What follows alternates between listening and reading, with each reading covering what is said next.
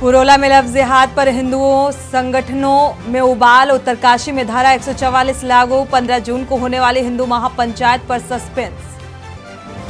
पुरोला महापंचायत पर supreme court का सुनवाई से इनकार। याचिकाकर्ता को हाई कोर्ट जाने का निर्देश। सुप्रीम कोर्ट की टिप्पणी कानून व्यवस्था राज्य का मसला।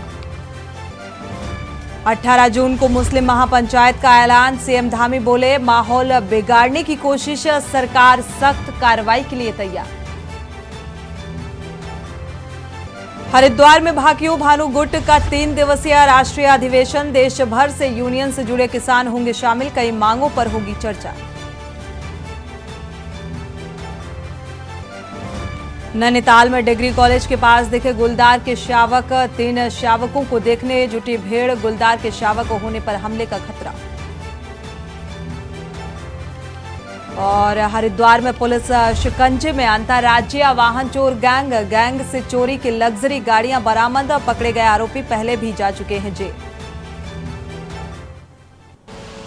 आप देख रहे हैं के न्यूज, खबरों का सारथी।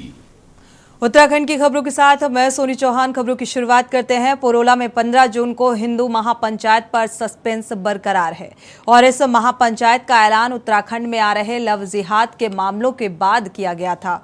हिंदुओं की महापंचायत के बाद मुस्लिमों ने भी 18 जून को महापंचायत करने का ऐलान कर दिया, लेकिन अब प्रशासन ने प्रस्तावित महापंचायत की अनुमति देने से इनकार कर दिया है। वहीं पुरोला में धारा 144 लागू कर दी गई है। पूरे मामले पर सियासत भी तेज हो गई है। देखिए ये रिपोर्ट। उत्तरकाशी के पुरोला में नाबालिग लड़की को भगाने की कोशिश और एक खास समुदाय के व्यापारियों के उत्तरकाशी से पलायन का मामला सांप्रदायिक रंग लेता जा रहा है। बढ़ते तनाव के बीच AIMIM राष्ट्रीय अध्यक्ष असदुद्दीन ओवैसी ने ट्वीट कर सरकार से 15 जून को बुलाई गई महापंचायत को रोके जाने की अपील की है। वहीं पुरोला मसले पर राज्य के कुछ मुस्लिम विधायकों ने मुख्यमंत्री पुष्कर सिंह धामी से मुलाकात भी की। मुख्यमंत्री ने साफ कहा कि किसी को भी कानून हाथ में नहीं लेने दिया जाएगा। दोषियों के खिलाफ कड़ी कार्रवाई होगी। साथ ही सीएम धामी ने सभी से शांति व्यवस्था बनाए रखने की भी अपील की है। वहीं अब इस मामले में सियासत भी गर्मा गई। हमने सभी से कहा है कि कानून व्यवस्था को कोई भी अपने हाथ में न ले, और अलबत्ता ये जरूर है कि उत्तराखंड के अंदर जो जनसंख्या का परिवर्तन हो रहा है, डेमोग्राफिक चेंज हो रहा है, या जिनके कारण से यहाँ पर कानून व्यवस्था की स्थिति खराब हो रही है, उस पर हमने पुलिस को भी और प्रशासन को भी सभी को कहा है सख्ती से काम लें। लेकिन मैं सभी से अपील भी करना चाहता हूँ कि सभी लोग उत्तराखंड के अंदर हम लोग सब लोग एक दूसरे के साथ भाईचारे के साथ रहते हैं, मिलजुल कर रहते हैं। कोई भी जो है कानून व्यवस्था की स्थिति को ख़राब न करे। कानून अगर कोई दोषी है तो कानून अपना काम करेगा, और कोई भी दोषी होगा तो उसके खिलाफ कड़ी कार्रवाई होगी, निष्पक्ष कार्रवाई होगी। कुछ हफ्तों में, कुछ महीनों में पहाड़ों में लगातार एक ही तरह की घटनाएं जिस प्रकार से घट रही हैं, राज्य में तनाव की स्थिति है। पुरोला में वो लोग जो दशकों से वहां रहते थे, 40-40, 50-50 साल से 4-4 पीढ़ियां जिनको हो गई, उन लोगों को पलायन करने में मजबूर होना पड़ा। पूरे राज्य के मुख्यमंत्री हैं और हमने उनसे कहा कि अभिभावक के रूप में उनकी जिम्मेदारी है, राज्य में अगर किसी के साथ इस प्रकार से अत्याचार हो रहा है, अन्याय हो रहा है, उनको पलायन के लिए मजबूर होना पड़ रहा है, तो ये सरकार के लिए शर्म की बात है। सरकार को जागना चाहिए और उनके खिलाफ कार्रवाई करनी चाहिए जो इस प्रकार का वातावरण निर्मित कर रहे हैं। भूमि का वातावरण रहा है, उसको मेंटेन करने में फेलियर है सरकार। कहीं ना कहीं हिंदू मुस्लिम की जो मानसिकता है लड़ाने की, वो भारतीय जनता पार्टी उसको तूल दे रही है। जो भाईचारा हमारे देश में और हमारे प्रदेश में जो बना हुआ था, वो कहीं ना कहीं बहुत ज़्यादा बिगड़ रहा है, और इसका पूर्ण रूप से दोषी सरकार है, क्योंकि सरकार के हाथ में एडमिनिस्ट्रेशन है, सरकार उसको ठीक ढंग से नहीं कर पा रही है।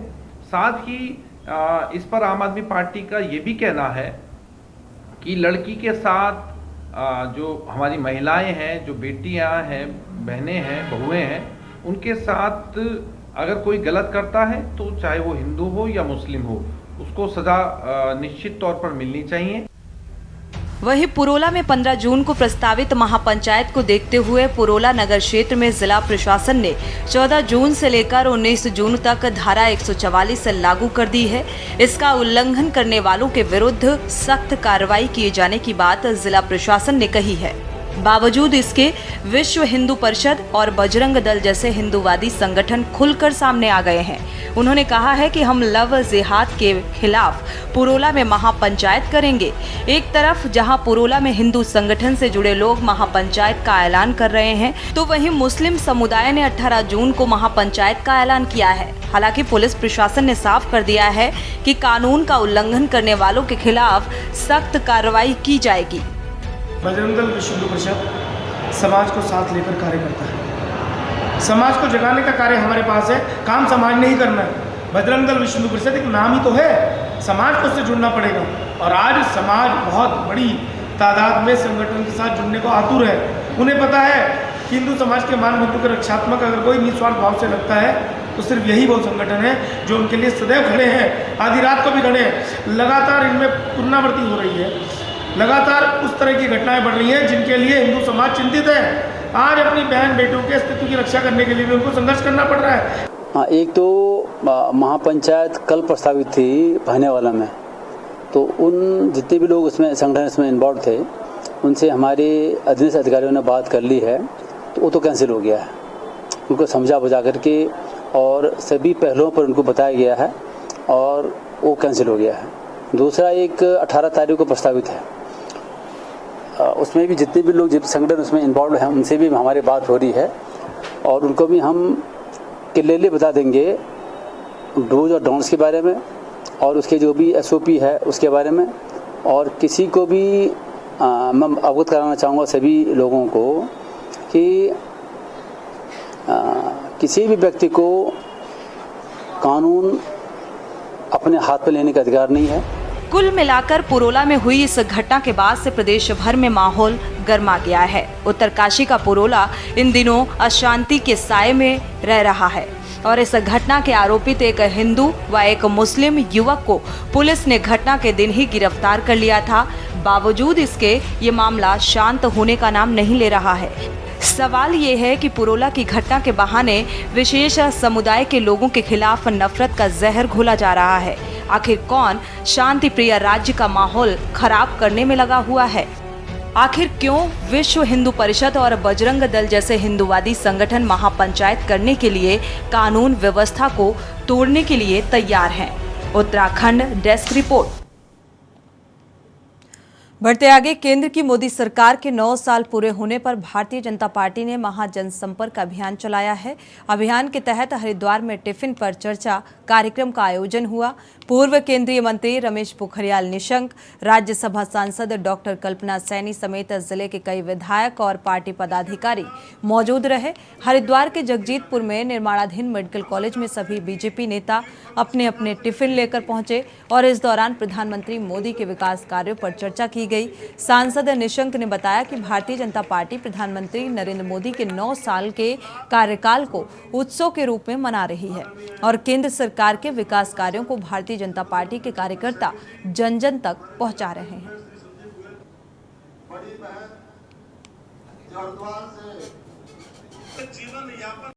हम सामूहिक रूप में सभी कार्यकर्ता जो उत्सव है इस 9 वर्ष का उसको अंतिम छोर तक कैसे करके सबके साथ सहभागी बनकर उनको भी उत्सव का हिस्सा बनाया जाए और विकास की जो योजनाओं की जो विकास की गंगा बही है, जो ये तीर्थ, ये जो मेडिकल कॉलेज लगभग 600 साढ़े 600 करोड़ का ये बन रहा है, आज हमने इसीलिए यहाँ पर इस तीर्थ में किया। देखिए, पूरे देश भर में हमारे जो 8 कार्यक्रम है उसमें एक ये प्रमुख कार्यक्रम है कि हम कार्यकर्ताओं के साथ चर्चा करेंगे और चर्चा के बाद सामूहिक भोज करेंगे। तो इसके बाद हम कोई विकास तीर्थ पर जाएंगे, लेकिन यहाँ हमने दोनों को कंबाइन करके विकास तीर्थ भी हो गया और यहाँ टिफिन कार्यक्रम भी हो गया। इसका उद्देश्य कि हमने 9 साल में मोदी जी के मार्गदर्शन में, नेतृत्व में जो विकास के काम किए हैं जन जन तक पहुँचाने का संकल्प और भाव लेकर कार्यकर्ता जाएगा और तीसरे चरण के अभियान में जुटेगा। बढ़ते आगे, कैबिनेट मंत्री प्रेमचंद अग्रवाल ने विधानसभा देहरादून स्थित कार्यालय कक्ष में आवास विभाग के अंतर्गत निजी निवेश को प्रोत्साहित करने के संबंध में विभागीय अधिकारियों के साथ समीक्षा बैठक की और मंत्री ने कहा कि राज्य गठन के बाद पहली बैठक का आयोजन कर राज्य में निजी निवेशकों को प्रोत्साहित किए जाने की दिशा में कार्य किया जा रहा है। कैबिनेट मंत्री ने कहा कि उत्तराखंड में निवेशकों को राज्य में निवेश के लिए बढ़ावा के लिए विभागीय अधिकारियों के साथ विस्तृत चर्चा की गई और आवश्यक दिशा निर्देश जारी किए गए।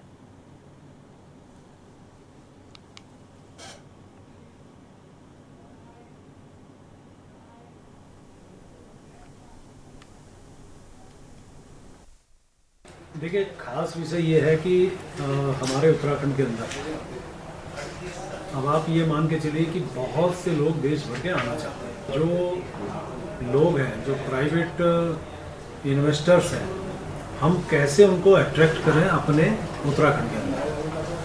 मेरा मकसद मुख्य रूप से क्या है कि जो भी इस प्रकार के प्राइवेट इन्वेस्टर्स जब आएंगे, यदि माना वो हमारे यहाँ किसी भी प्रकार का कोई रियल एस्टेट का काम करेंगे, माना वो होटल्स बनाएंगे, माना वो कोई हॉस्पिटल्स बनाएंगे या इस प्रकार के जो भी काम करेंगे, मेरा व्यक्तिगत मानना है कि उससे हमें राजस्व की बहुत ज़्यादा प्राप्ति होगी।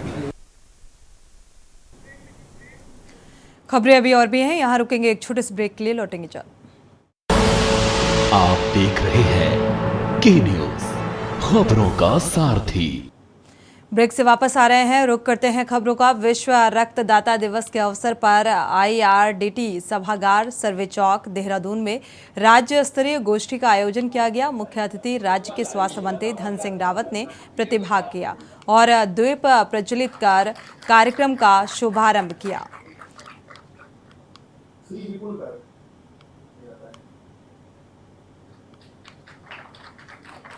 तो इस कार्यक्रम में रक्तदान में बढ़ चढ़कर अपनी सेवाएं देने वाले को स्वास्थ्य मंत्री ने सम्मानित किया। पत्रकारों से बातचीत में स्वास्थ्य मंत्री डॉक्टर धन सिंह रावत ने कहा कि पिछले साल सरकार के टारगेट से अधिक 1,86,000 से अधिक लोगों ने रक्तदान किया। मौजूदा समय में सरकार ने इस लक्ष्य को बढ़ाकर 3 लाख से अधिक लोगों से रक्तदान कराए। जो भी रक्तदान करेंगे सरकार उन्हें सम्मानित करेगी। साथ ही कॉलेज और गांव में 100% रक्तदान होने पर सभी को सम्मानित किया जाएगा।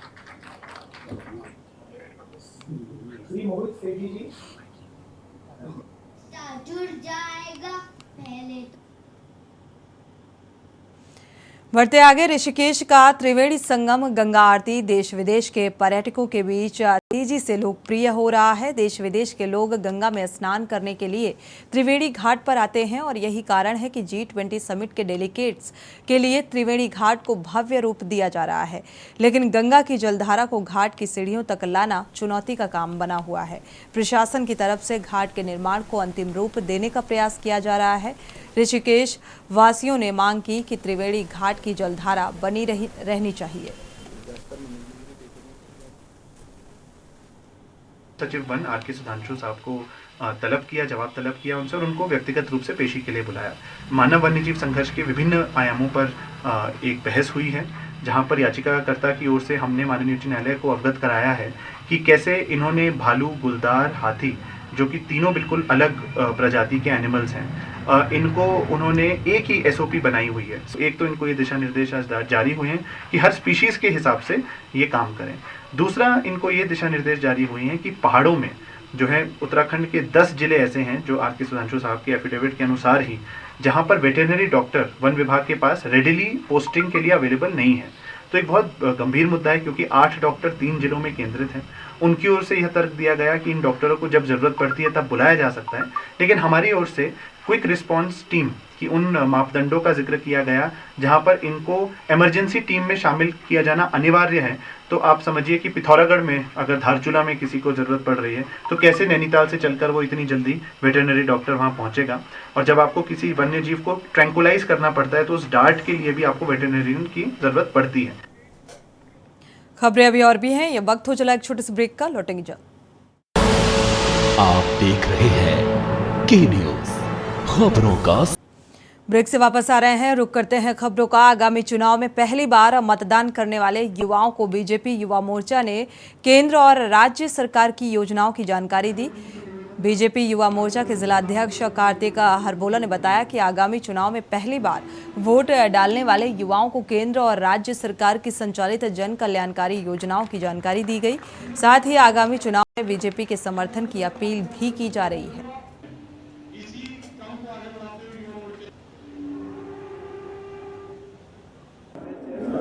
देखिए, भारतीय जनता पार्टी अपनी मोदी सरकार के 9 वर्ष पूर्ण होने पर पूरे भारतवर्ष में एक महाजनसंपर्क अभियान के रूप में इसको चला रही है, जो कि हमारा 31 मई से 30 जून तक चल रहा है। उसी के तहत युवा मोर्चे को विभिन्न कार्यक्रम दिए गए हैं, जिसमें से एक कार्यक्रम हमारा सबसे महत्वपूर्ण कार्यक्रम नव मतदाता सम्मेलन के रूप में हम लोग इसे आयोजित कर रहे हैं, जिसमें जो न्यू वोटर्स हैं, जो पहली बार वोट करने जा रहे हैं और जो पहली बार लोकसभा में वोट करने जा रहे हैं, उन लोगों के बीच में हम लोग जा रहे हैं। उनको सरकार की युवाओं के प्रति जो योजनाएं चली हैं उनको लेकर जागरूक कर रहे हैं और वोट करने की अपील को लेकर उनको हम लोग समझा रहे हैं। खबर उत्तरकाशी से है। यहां बाबा बौखनाग महाराज के कपाट श्रद्धालुओं के दर्शन के लिए खोल दिए गए हैं और इस दौरान नंदगांव से बाबा की डोली विभिन्न स्थानों से होकर मुख्य थाना भाटिया पहुंचेगी। यमुना घाटी के निवासियों में पर्व को लेकर काफी प्रसन्नता देखने को मिल रही है और बाबा के श्रद्धालुओं ने घाटी के सभी गांवों में भगवान शिव की प्रतिमा स्थापित कर विधि विधान से पूजा अर्चना की जा रही है।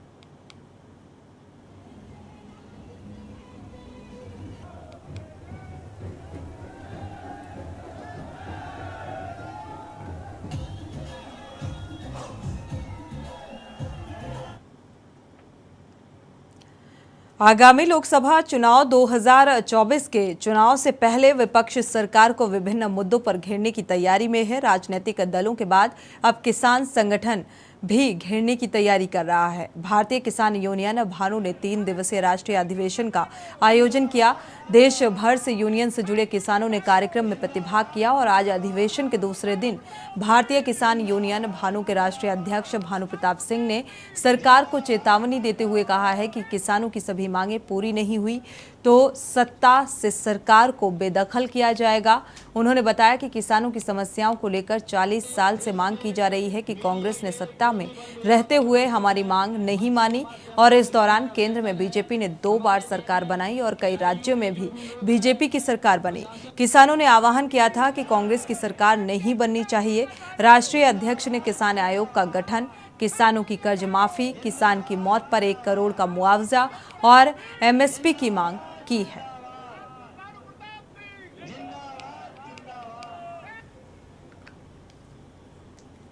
की बात करते करते हमें 40 साल हो गए। अब तक जब कांग्रेस से बात की तो कांग्रेस ने नहीं माना, भाजपा आ गई, फिर 19 में आ गई। हम उत्तर प्रदेश के निवासी हैं, इसलिए उत्तर प्रदेश में 17 में आ गई, फिर अब आ गई 22 में। 22 में तो हमने कह दिया था उत्तर प्रदेश, उत्तराखंड, पंजाब, मणिपुर, गोवा कहीं भी कांग्रेस की सरकार नहीं बनने देंगे। किसान आयोग का गठन कर दो, किसानों के सभी कर्जे माफ कर दो, किसान आयोग का अध्यक्ष किसान रहेगा और जब दुर्घटना में किसान मरे तो 1 करोड़ रुपया मुआवजा दे केंद्र सरकार। हम नहीं एमएसपी गारंटी चाहते।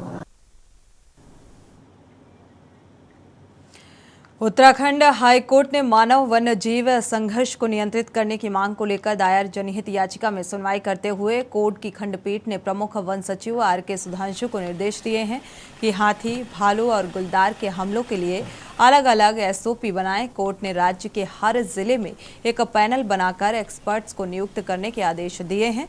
कोर्ट ने वन्य जीव हमलों से पीड़ित व्यक्तियों के विचाराधीन मामलों को जल्द से जल्द निस्तारण करने के निर्देश जारी करने के साथ ही 17 अगस्त तक विस्तृत रिपोर्ट पेश करने को कहा है। देहरादून निवासी अनुपंत ने जनहित याचिका दायर कर कहा है कि नवंबर 2022 में सुनवाई के बाद उच्च न्यायालय ने प्रमुख सचिव वन को दिशा निर्देशित किया था कि वो मानव वन्य जीव संघर्ष को रोकने के लिए विशेषज्ञों की समिति गठित करें और पूर्व में तत्कालीन प्रमुख वन संरक्षक विनोद सिंघल के दाखिल शपथ पत्र में केवल कागजी कार्रवाई का उल्लेख था और धरातल पर मानव वन्य जीव संघर्ष को रोकने का कुछ उल्लेख नहीं था। आज दोबारा कोर्ट में सुनवाई के दौरान सरकार ने कोर्ट में बताया कि पूर्व के आदेशों का अनुपालन नहीं हुआ है। सरकार ने कोर्ट से सब कुछ की मोहलत मांगी थी और कोर्ट में जनहित याचिका दायर करने के बाद प्रदेश में करीब 17 लोग वन्य जीवों का शिकार हो चुके हैं। पिछले महीने रानीखेत में भी घटना प्रमुख मानी गई थी। सचिव वन आर के सुधांशु साहब को तलब किया, जवाब तलब किया उनसे और उनको व्यक्तिगत रूप से पेशी के लिए बुलाया।